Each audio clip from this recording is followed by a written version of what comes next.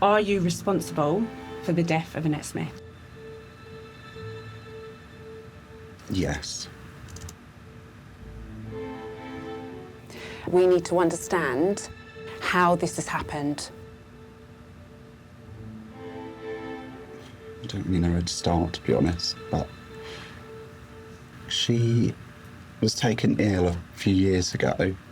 When she got back to the house, I was looking after her. She wouldn't get out of bed or do anything for herself. So I was making meals for her, just helping her do things, really. And over time, it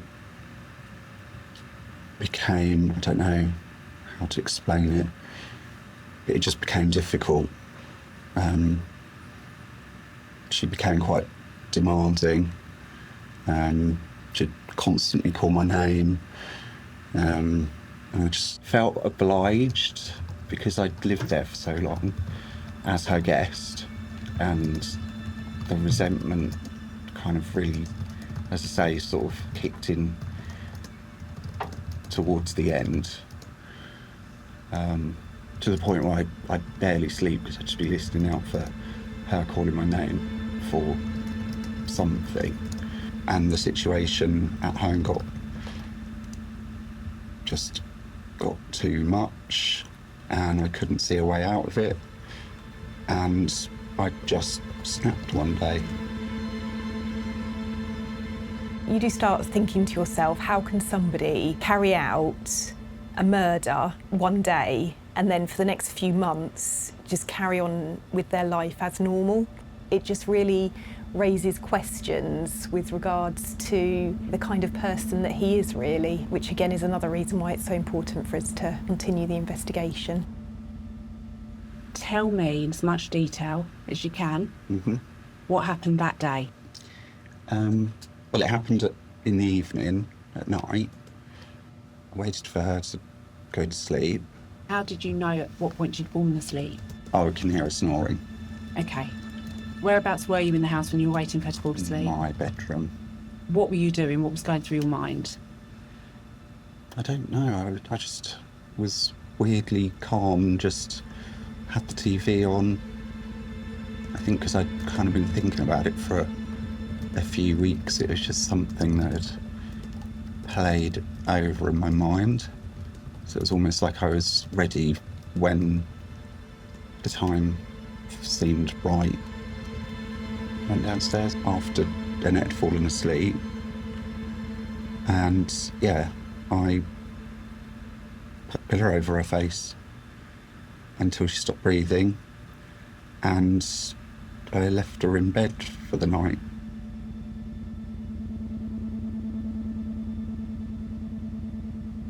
When you were suffocating Annette, did she wake? No. She stayed asleep? Yeah. Okay. Did you at any point think to stop? I did for a split second, because I realised what I was doing was wrong. But then I kind of thought, I wasn't sure. I don't know, I just decided to carry on. And how did you feel whilst you were suffocating her? Just the same. And almost, I guess, a sort of sense of relief. And then the next morning, I moved her to the understairs cupboard just to kind of get her out of view. But it's quite some time afterwards that I decided I need to sort of start to think about getting rid of the body. Okay, but where is Annette? There isn't a full body.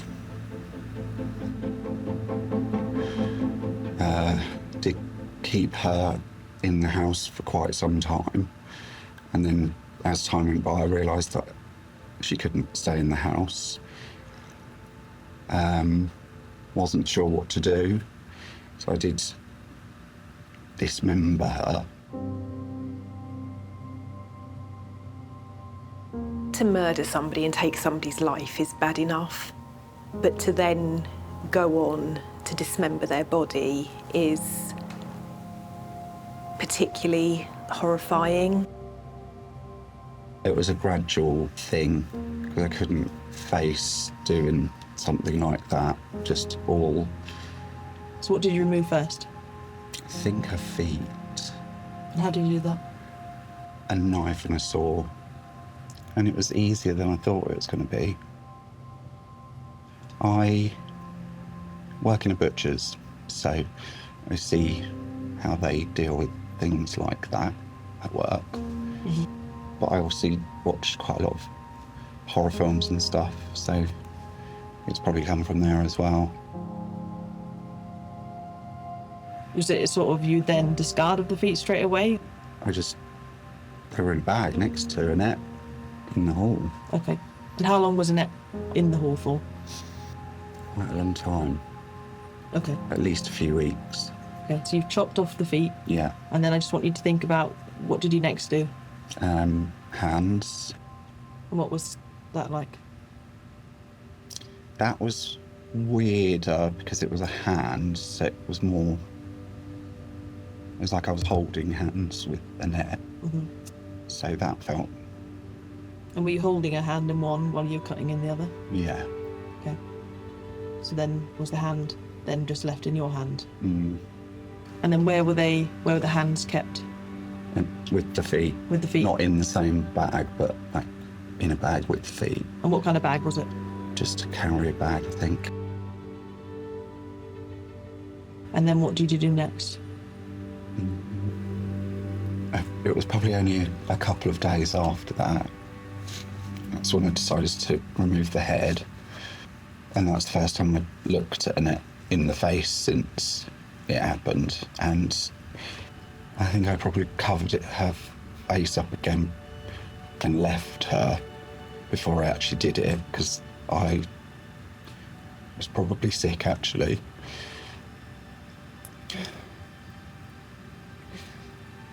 And I went back 2 or 3 times to try and do it and couldn't do it.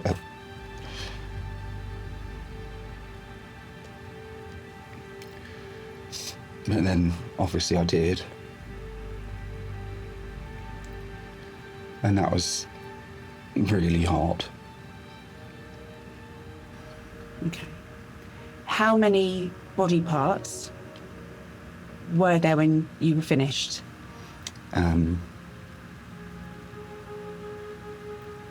9, plus the torso, the 10 altogether. And you've done this over a period of a few weeks. Yeah.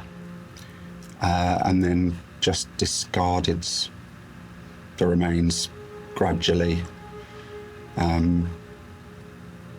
just in rubbish bins.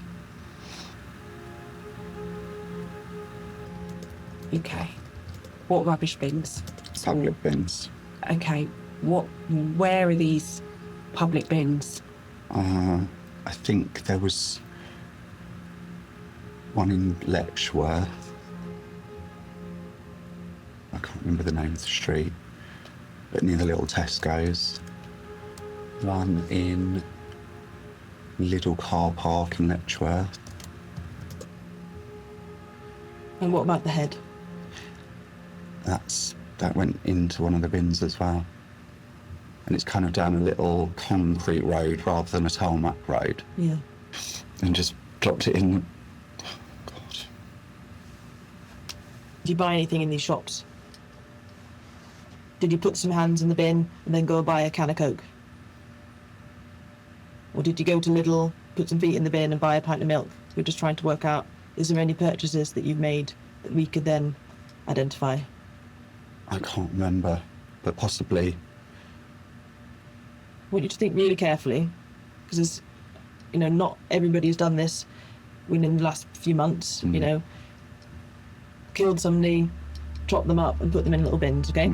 So what I need you to think carefully about is, on these significant days, that are probably going to be quite significant in your life, did you, after putting them in the bin, go into a shop and buy something?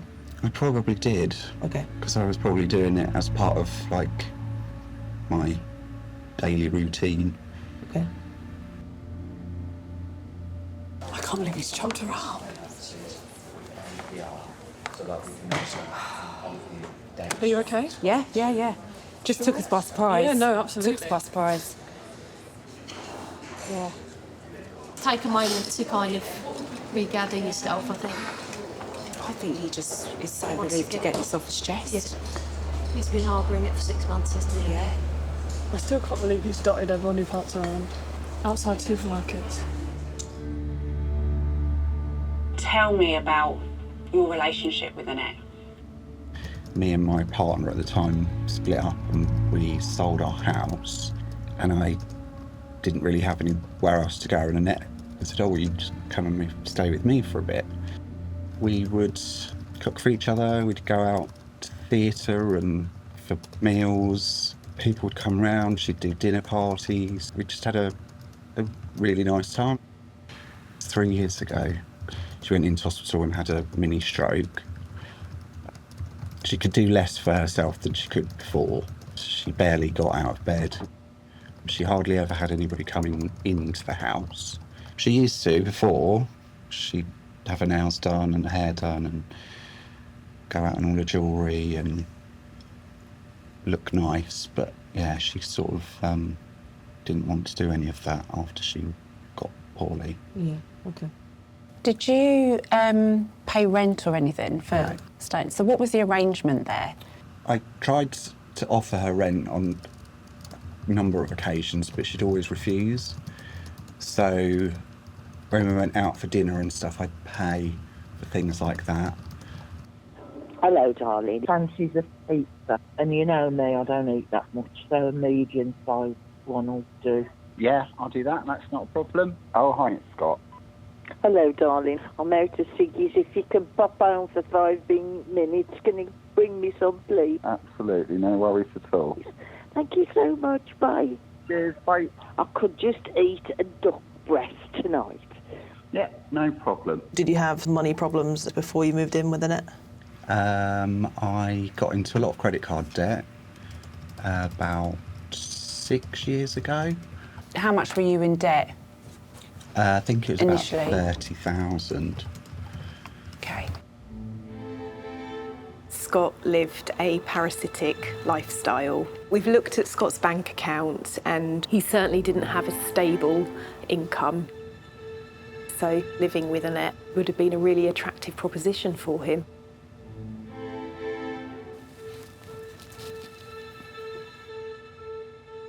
I think I've got something of interest here.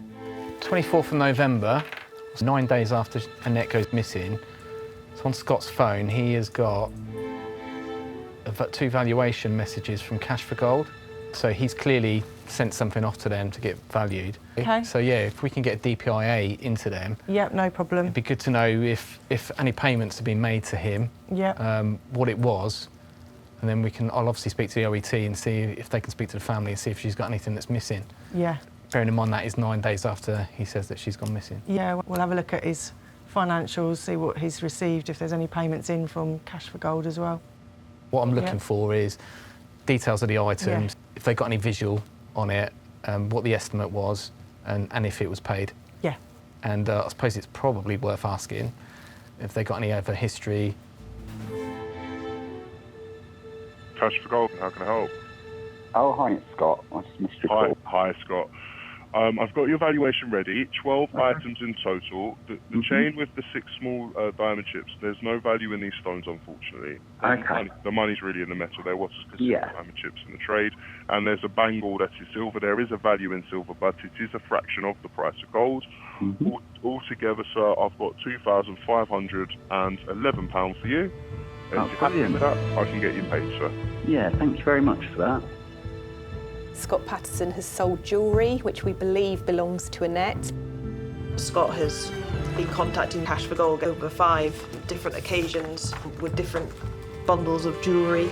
In total, he sent 34 items and has received £5,028 back from Cash for Gold.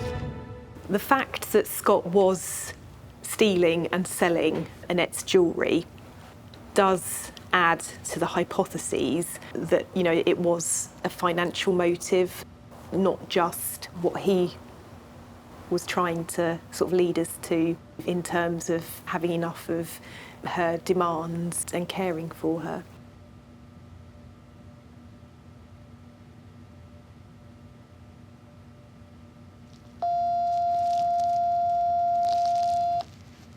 There are a couple of things that I want to put to you, that just a few inconsistencies that we just need to clarify.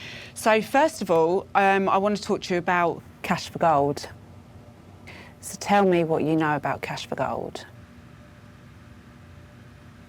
I don't know. Do you not know, or do you just not want to say because you're embarrassed? Because now is the time to tell us. How many times had you been to Cash for Gold and sold jewellery?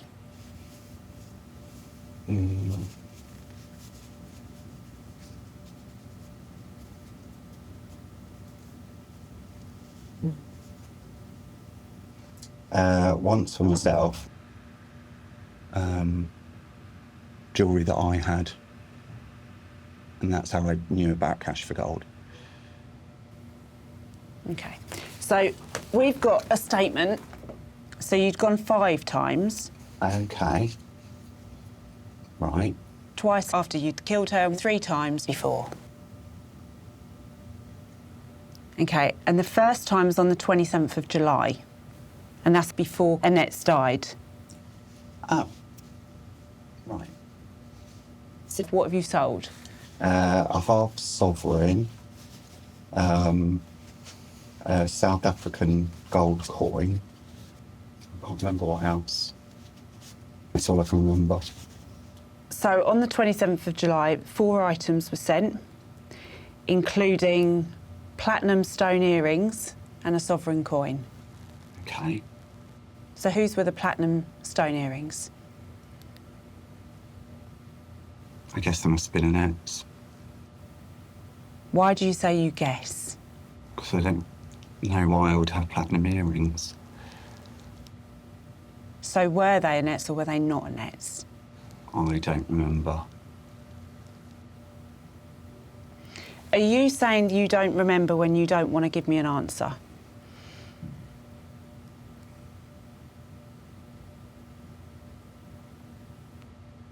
There must have been. Are you aware that you didn't go to them with your stuff? Yeah. Okay, so you've lied? Yeah.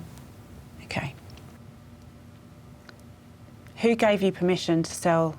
Nobody. Okay, so you'd stolen those from Annette? Yeah. Where were they in the house? In her jewellery box. Okay, so you'd gone through her jewellery box and taken her earrings and sold them? Yeah. So was Annette in the room at the times that you were taking her jewellery? Yeah. Did she see you take the jewellery? No. I'd just do it when she was asleep. Okay, and on the times that you've taken the jewellery after you've killed Annette, where would Annette have been in the property? In the cupboard downstairs. I just wanted to have a quick chat with you about this Netflix data, just to see what he was looking at just before the disappearance. But he watches a massive amount of blood, gore and murderers, and quite a bit of that comes within the last couple of months leading up to it. Could be a coincidence, but the title he watches a trailer of the day before she goes missing is called The Murderer. It's certainly a consideration when you look at the time frame. Might suggest that there was a bit of more Yeah. pre-planned aspect to it, perhaps. Yeah. I think Scott's fascination with extremely violent horror movies is highly suspicious. Has something that's happened in a horror film, has that influenced the murder? Before we end this interview tonight, is there anything else that you want to tell us? I can't think of anything else. It's quite a significant thing, isn't it? Killing somebody chopping them up is quite significant. Yeah. So, have you done that before?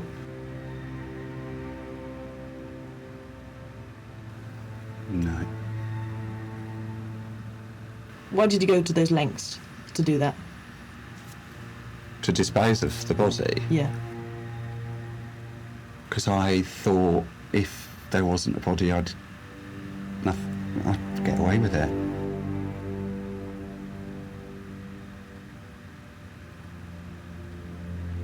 This is a deeply distressing crime, and the fact that any human being can do this to another human being is sickening. But Scott was supposed to be her friend. You know, they had a really close relationship, and I think the fact that he could do that to somebody that he was that close with just makes this all particularly harrowing.